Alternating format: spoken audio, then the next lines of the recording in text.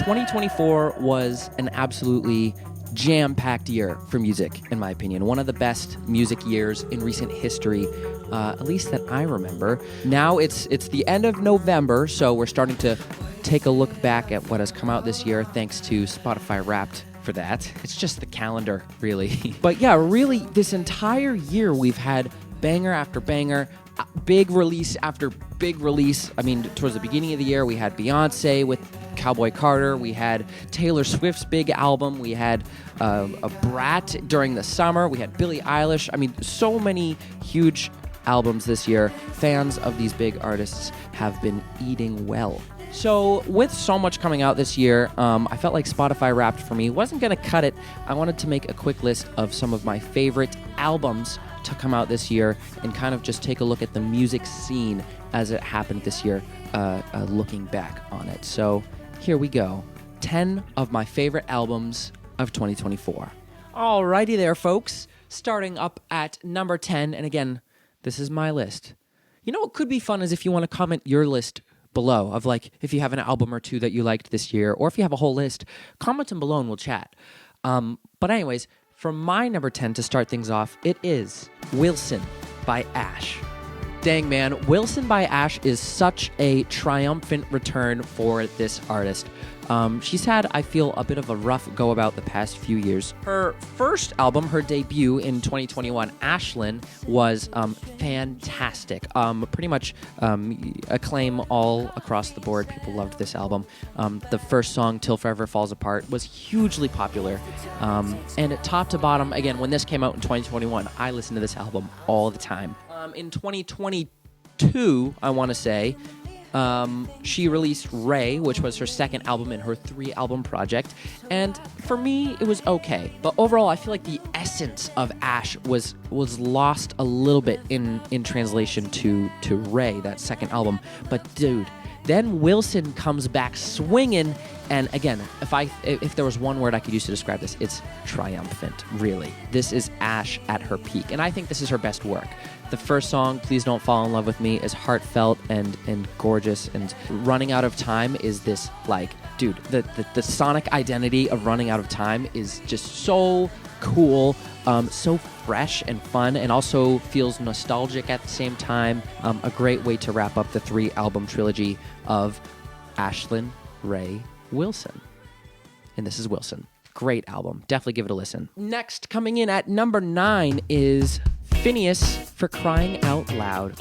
So FINNEAS this year has been a busy guy, a busy fella. First coming out with Hit Me Hard and Soft with his sister Billie, him being the lead main producer for that album. I think that is Billie and FINNEAS's collective magnum opus. But this is his solo record, and I think it really stands strong on its own and also shows FINNEAS's unique style, his own musical vibe versus what he does with Billie. This was recorded mostly with him and a group of people all kind of collaborating, jamming, recording things at once, and then tuning it up in post, which is really neat.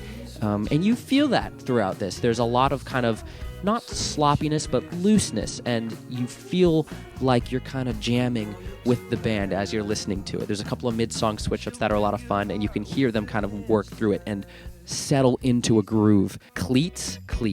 Very fun song. I like that one. Probably one of my favorites from the album, if not number 1. Listen to the lyrics of that song. Listen to the lyrics for all these songs, and yeah, For Crying Out Loud by FINNEAS is a banger. I'm seeing him next year. And the artist for album number 8 on the list is none other than, ladies and gentlemen, 21 Pilots. Okay, so maybe they fell off a bit in years past, or maybe we fell off.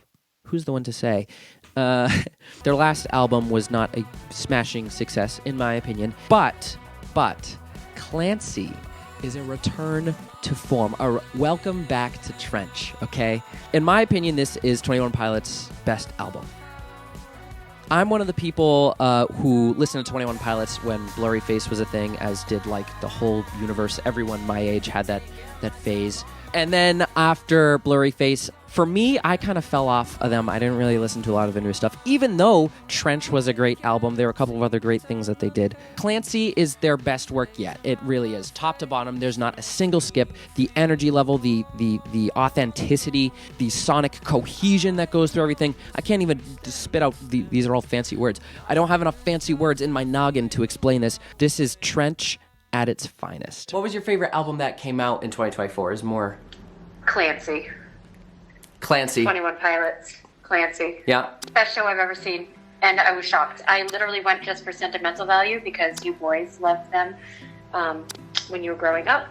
And so I was like, oh, I think that would be fun to see them and be sentimental. And I was pleasantly surprised. Best show I've ever seen. They're just super talented and their fan base is like nothing I've ever seen. That's amazing. That's high praise. Yep. All right, so doing a total 180 from Clancy, 21 Pilots, number 7 on the list is Charm by Clairo. Common theme through this video is I think the albums that come out this year, and one of the reasons why I think this year has been so fantastic for music is I think a lot of the artists that I follow have really released their best work this year, which is wild to say. But this is an example of that. Charm by Clairo. I think this is her best album yet. If you would all know a little bit of your Clairo, Immunity was a classic. This was the first album in its genre, really, that kind of defined that indie yearning feel for music. Songs like Bags exist on this album. Sophia exists on this album. In 2021, we got Sling, which was Clairo's second big album. And this one was not as universally loved. I enjoyed it, but I do feel like a lot of the songs kind of ran together. Great background ambience, though.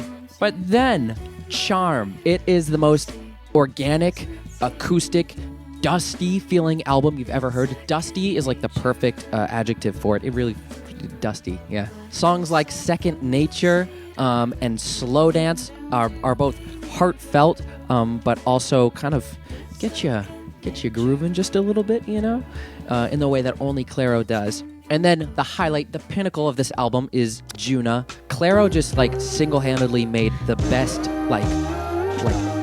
beat sample to ever happen. Top to bottom, there's no skips for me here. It's a golden album through and through. I also recorded that concert on my Nintendo 2DS, so that was funny.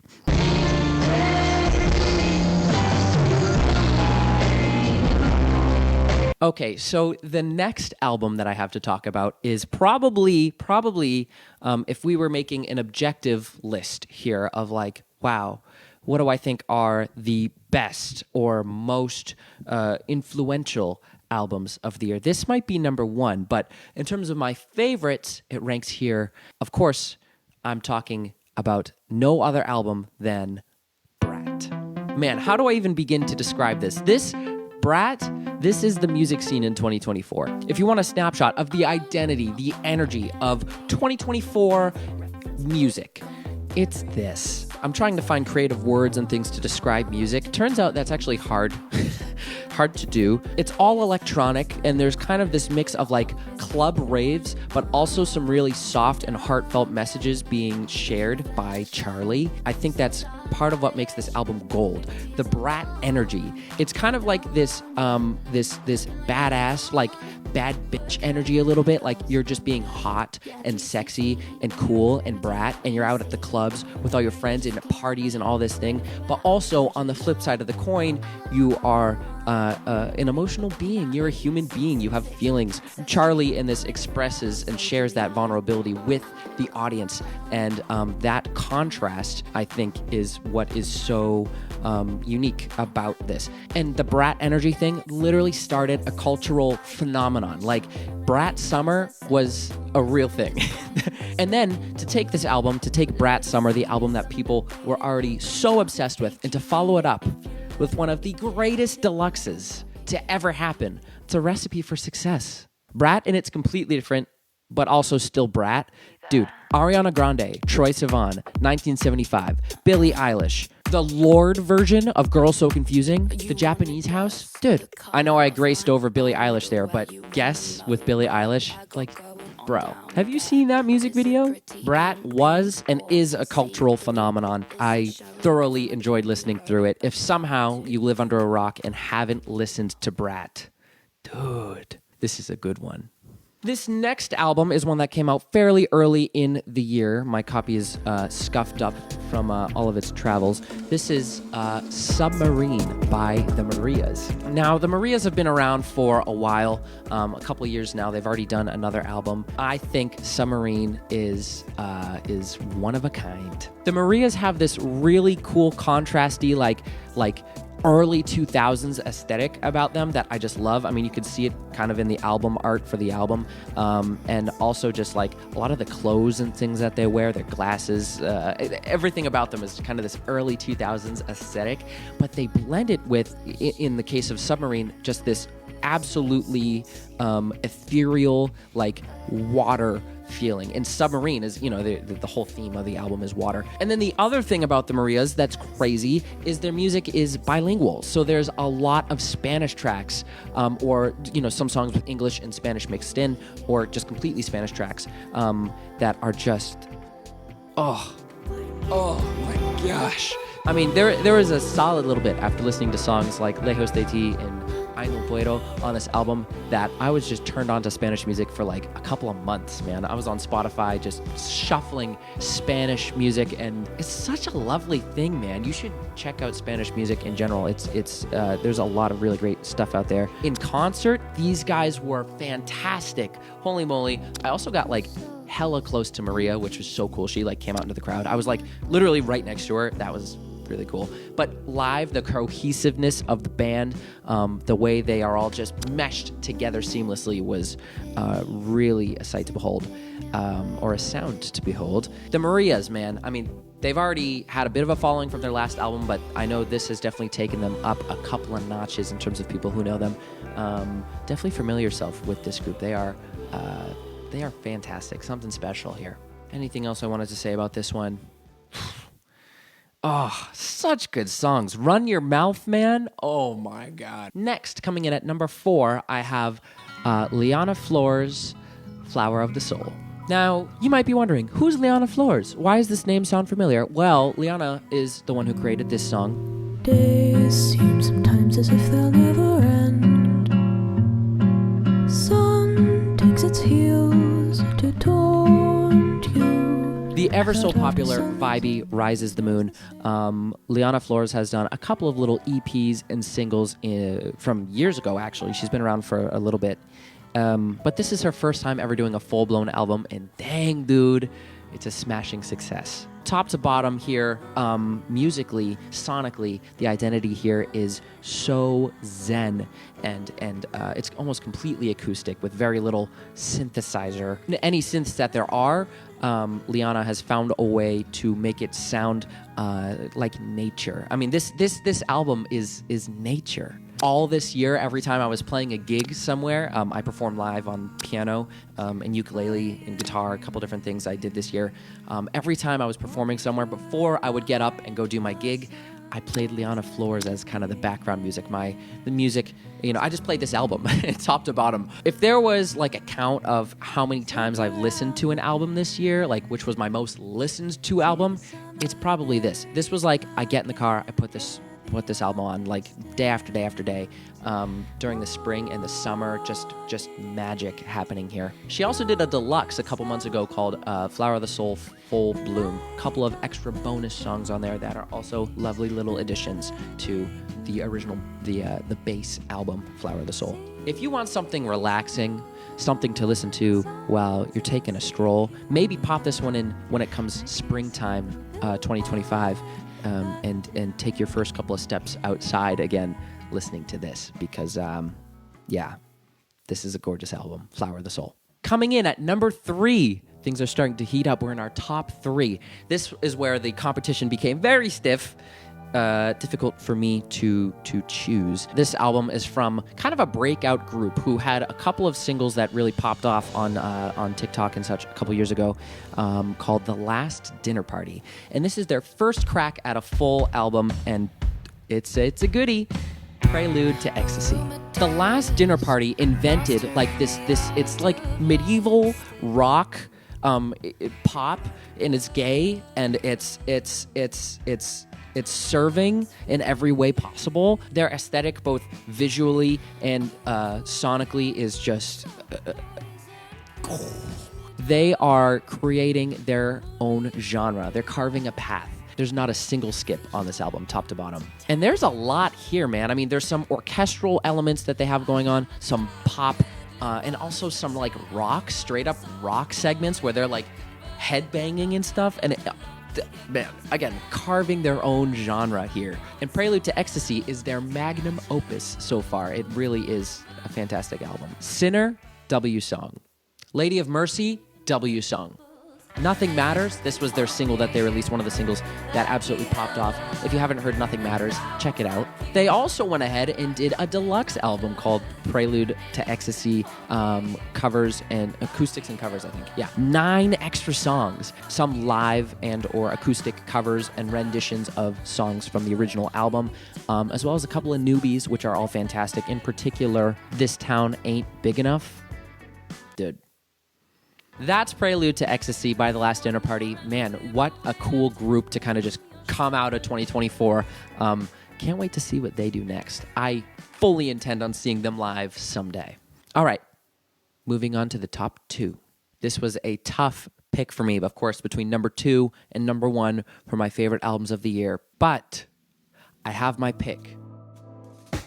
Hit Me Hard and Soft by Billie Eilish, in my opinion, is her and FINNEAS' best work yet.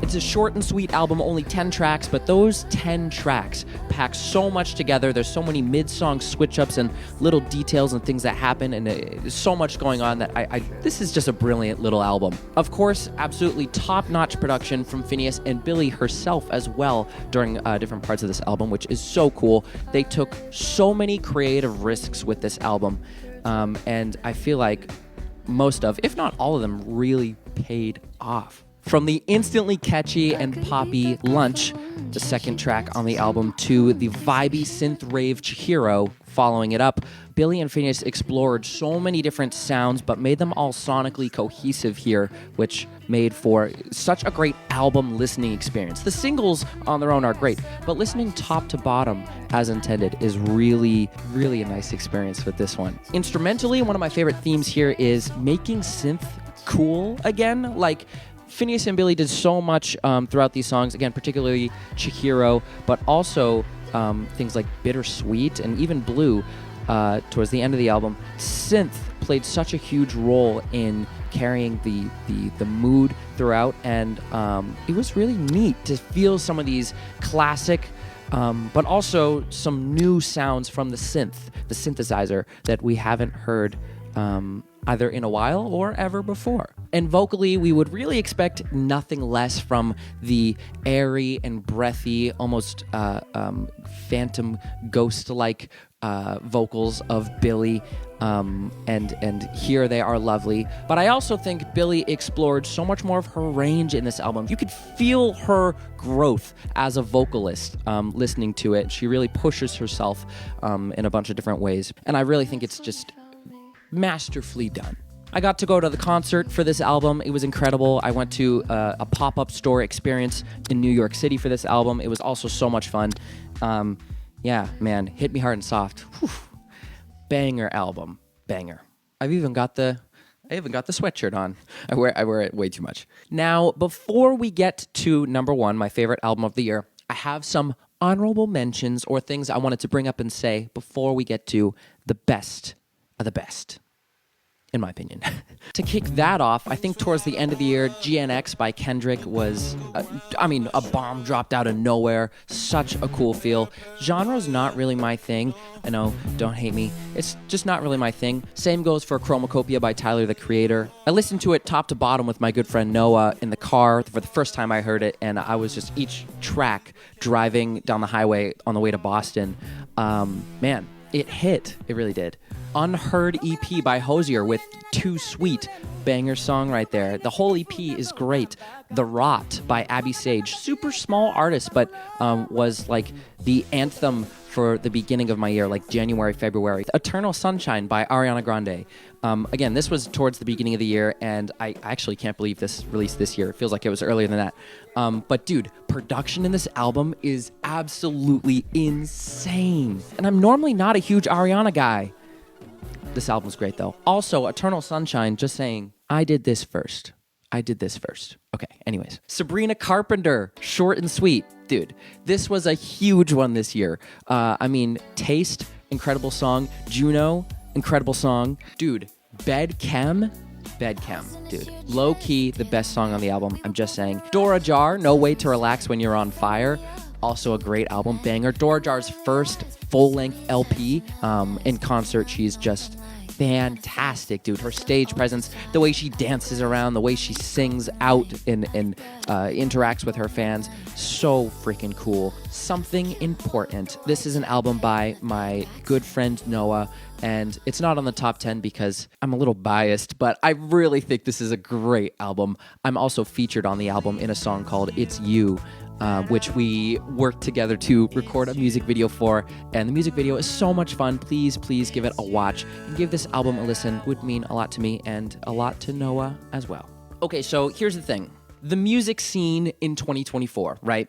I'm talking about all of these great albums that came out, and there's an artist who I think really defined the majority of this year. Breakout star, who technically didn't release an album this year, but I would be doing you a disservice. I would be committing a crime if I talked about the music scene in 2024 without mentioning, at the very least, Chappell Roan.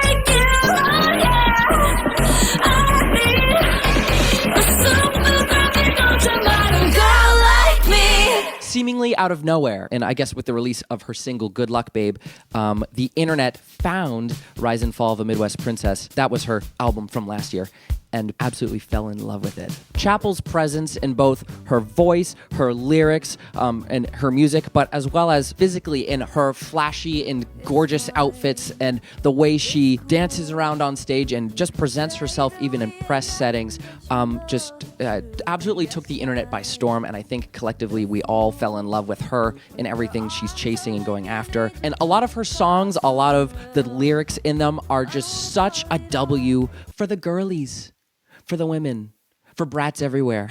Similar to Charli XCX, Chappell Roan sparked, I would say, almost a cultural movement in a way, just with her music and her being her. And I think that's just a beautiful thing. One of the best things to come out of this year, period, is Chappell Roan. So excited to see her album in 2025, her next endeavor, whatever that ends up being. Oh, we are not ready. We're not ready. Okay, so I've been talking at you for quite a while now. It's been quite the app sesh with you. Thanks for sticking around this long. I guess there's just one left to go. Older by Lizzy McAlpine is, in my opinion, just my favorite album of the year. This is Lizzy's best work yet. The organic sound that follows this album top to bottom is really from the recording process that she used. She released a documentary on YouTube kind of showing how this album was produced, and a lot of it most of it was with her and her band actually recording everything at once together and then throwing that into production and tuning it up a little bit, which I just think is so cool. Songs like the intro, the elevator, and then the beautiful transition into Come Down Soon, the second song, I think just for me capture the spring. Every time I've listened to them since make me think of some of the earliest days that I was waking up, going to yoga class early this spring, or taking my first couple of steps, my walks outside as the weather became livable again, having some headphones in, and I just think of those moments when I listen to this album every single time. The highlight of the album for me is All Falls Down, which I think, with the wind instruments happening in there, the lovely kind of muddy but tight percussion going on in there. The chords in this album are jazzy, but not so dissonant, just ear candy the entire time. What a talented group of people to kind of come together, play all of this, and create such a cohesive and gorgeous album. Staying, such a good song. Drunk Running, such a good song. Broken Glass, such a good song. Vortex, March. I'm just listing all the songs at this point. If you have not listened to Older by Lizzy McAlpine, dude, check this one out. Top to bottom, an incredible album. I got to see Lizzy McAlpine in concert with a couple of friends this year, and that was also fantastic. They just sat down and just played the album. They just played the album. Getting to be there and just sit and absorb and listen live was an experience unlike any other show I've ever been to. And then, of course, a month or two ago, she released a deluxe album, one of the best deluxe album titles I've ever heard, Older and Wiser. Added a couple more songs onto the tail end of the album that I think are all fantastic. They're all lovely.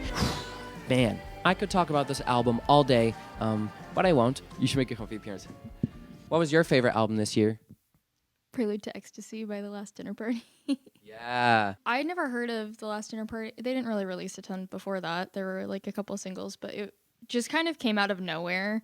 That it's like not really a type of music that I really listen to a lot, and then I just like loved it. And medieval gay pop. Yeah, I'm a big fan. Serving cut. Great year. Great year for music. I guess we'll see what next year brings. I don't really know how to end my videos. I've been doing this for 75 years and bye.